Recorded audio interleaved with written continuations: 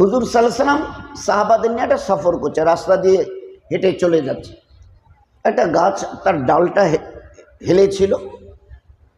একজন সাহাবী রাদিয়াল্লাহু আনহু গাছের একটা ছোট্ট ডাল ছিঁড়ে দিয়েছে। আল্লাহর নবী সাল্লাল্লাহু আলাইহি ওয়াসাল্লামের চোখ পড়েছে।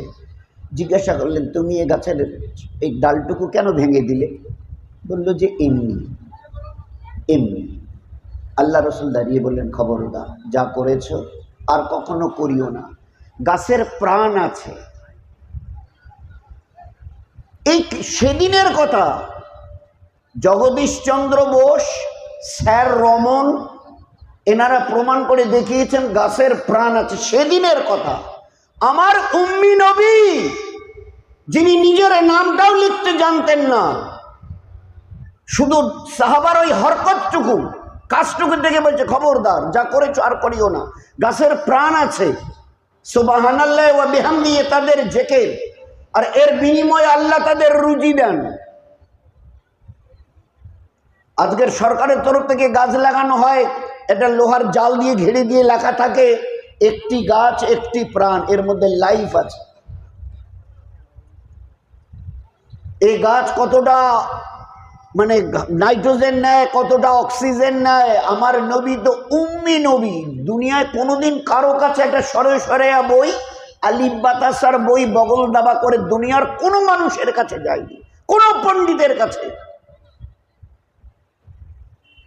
কেন? What was the reason of it? কি কারণ ছিল? যে আমি এই নবীকে দুনিয়ার আর আখেরাতের সঠিক পথ দেখাবার জন্যে মানবতার পূর্ণ অবয়ব তার মধ্যে দিয়ে আমি দুনিয়ায় পাঠিয়েছি।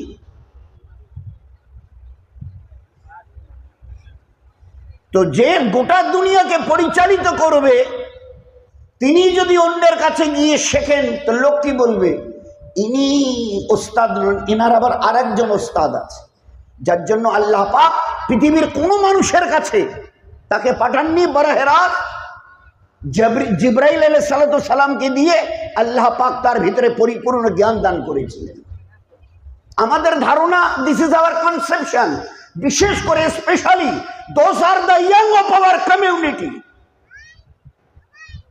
Those are the educateds of our community. Really আমার বড় দুঃখ হয়, দুটো পাত পরে মনে করছি আই নো এভরিথিং। পৃথিবীর এ টু জেড কোথায় কি আছে আমার জানা হয়ে গেছে। কতটা জেনেছি, কি পরিমাণে জেনেছি। আজ বলুন না, মসজিদে আজান হলে কটা জওয়ান আজকের 15 থেকে 20-25 বয়সে